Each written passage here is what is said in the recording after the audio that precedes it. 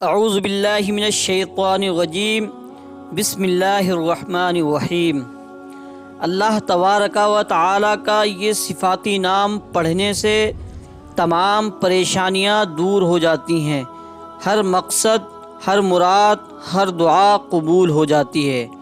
پیارے پیارے ناظرین اکرام، السلام علیکم ورحمۃ اللہ تعالیٰ وبرکاتہ۔ کیسے ہیں آپ تمامی حضرات؟ امید کرتا ہوں آپ تمامی حضرات خیر و عافیت سے ہوں گے، اور اللہ تبارک و تعالیٰ کی بارگاہ میں دعا ہے کہ اللہ رب العزت آپ تمامی حضرات کو خوش رکھے، شاد رکھے، آباد رکھے، اور آپ کی تمام پریشانیوں کو دور عطا فرمائے، اور آپ پر آنے والی زمینی اور آسمانی بلاؤں سے حفاظت فرمائے، آمین یا رب العالمین۔ پیارے دوستوں، آج کی اس ویڈیو میں آپ حضرات کی خدمت میں حاضر ہوا ہوں۔ اللہ تبارک و تعالیٰ کا یہ ایک صفاتی نام آپ کو انگلیوں پر، یعنی کہ ہاتھ کی انگلیوں پر گنتی کر کے پڑھ لینا ہے۔ انشاءاللہ تبارک و تعالیٰ اس کو پڑھ کر آپ جو بھی دعا مانگیں گے وہ دعا آپ کی قبول ہو جائے گی۔ اللہ رب العزت اپنی بارگاہ میں آپ کی دعائیں قبول فرمائے گا، آپ کی تمام حاجتیں پوری ہو جائیں گی، آپ کے بگڑے ہوئے تمام کام بن جائیں گے۔ پیارے ناظرین اکرام، وہ وظیفہ کس طرح سے پڑھنا ہے، کتنی دفعہ پڑھنا ہے، اور کس دن سے شروع کرنا ہے اور کس وقت پڑھنا ہے، اس کی پوری جانکاری آج کی اس ویڈیو میں آپ حضرات کے سامنے پیش کرنے والا ہوں۔ آپ حضرات سے گزارش ہے کہ ویڈیو کو آخر تک ضرور دیکھ لیں، اسکپ کر کے بالکل بھی نہ دیکھیں۔ اگر کوئی بھی قیمتی بات اگر آپ حضرات سے مس ہو جاتی ہے، چھوٹ جاتی ہے، تو آپ حضرات کا وظیفہ مکمل نہیں ہوگا۔ اور ناظرین اکرام، جو حضرات ہمارے اس چینل کو پہلی بار دیکھ رہے ہیں، ان سے گزارش ہے کہ چینل کو سبسکرائب کر لیں اور بیل آئیکن کو پریس کر دیں، تاکہ آنے والی لیٹسٹ ویڈیو کا نوٹیفیکیشن آسانی کے ساتھ آپ حضرات تک پہنچ جائے۔ تو ناظرین اکرام، آئیے اب بنا وقت گوائے ہوئے ہم اس وظیفے کو جان لیتے ہیں کہ کس طرح سے ہمیں اس وظیفے کو پڑھنا ہے۔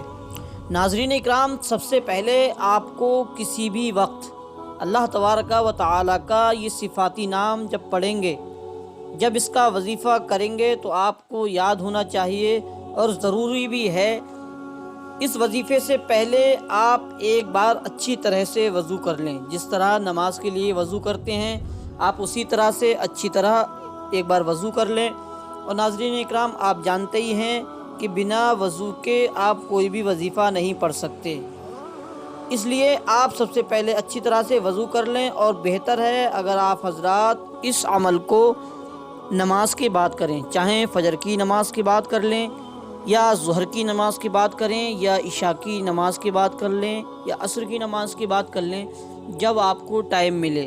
اور آپ حضرات نماز کے علاوہ بھی کسی بھی وقت اس وظیفے کو پڑھ سکتے ہیں، کوئی حرج نہیں ہے۔ تو ناظرین اکرام، سب سے پہلے آپ حضرات کو جب بھی یہ وظیفہ کرنا ہے، تو آپ وضو کرنے کے بعد، اچھی طرح سے وضو کرنے کے بعد آپ مصلی بچھائیں ایسی جگہ جہاں لوگوں کا آنا جانا نہ ہو، کسی سے آپ کو بات چیت بالکل نہیں کرنی ہے، وظیفہ کرتے وقت کسی سے بھی بات چیت نہیں کرنا ہے۔ تو سب سے پہلے آپ حضرات کو 11 مرتبہ درود ابراہیم پڑھ لینا ہے۔ جی، جو نماز میں پڑھی جاتی ہے، جو درود پاک 5 وقتہ نماز میں پڑھی جاتی ہے، وہی درود پاک آپ 11 مرتبہ پڑھ لیں۔ اس کے بعد اللہ تبارک و تعالیٰ کے یہ صفاتی 2 نام ہیں، ان کو ملا کر پڑھنا ہے۔ یا خالق یا ودود، یا خالق یا ودود، یا خالق یا ودود، یا خالق یا ودود، اسی طرح سے آپ کو پورے 101 مرتبہ پڑھ لینا ہے۔ ناظرین اکرام، 11 مرتبہ درود پاک پڑھنے کے بعد اللہ تبارک و تعالیٰ کے یہ صفاتی 2 نام ہیں، جن کو آپ کو ملا کر پڑھنا ہے۔ یا خالق یا ودود، یہ 1 مرتبہ ہو گیا، یا خالق یا ودود 2 مرتبہ، یا خالق یا ودود 3 مرتبہ۔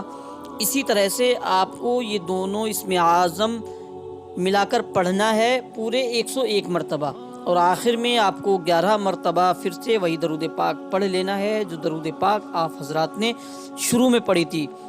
اور ناظرین اکرام، 1 گلاس پانی پر آپ کو دم کر لینا ہے۔ وظیفہ کرنے کے لیے آپ جب بیٹھیں تو آپ 1 گلاس پانی لے لیں، اور یہ وظیفہ پڑھنے کے بعد آپ کو اس پانی پر دم کرنا ہے، اور پانی پر دم کرنے کے بعد اس پانی کو بیٹھ کر سنت کے مطابق 3 سانسوں میں بسم اللہ الرحمن الرحیم پڑھ کر اس پانی کو پی لیں۔ اور ناظرین اکرام، آپ حضرات کو یہ وظیفہ، یہ عمل آپ کو کنٹینیو 3 دن تک کرنا ہے۔ کم سے کم آپ کو 3 دن تک یہ عمل کرنا ہے، اور اگر آپ حضرات چاہیں تو 7 دن تک یا 11 دن تک یا 21 دن تک بھی اس عمل کو کر سکتے ہیں۔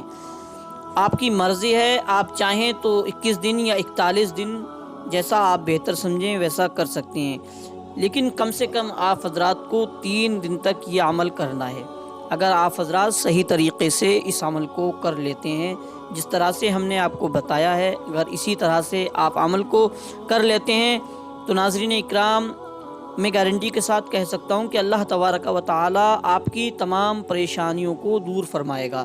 آپ جس مقصد سے اس عمل کو کریں گے، انشاءاللہ تبارک و تعالی آپ کا وہ مقصد پورا ہو جائے گا۔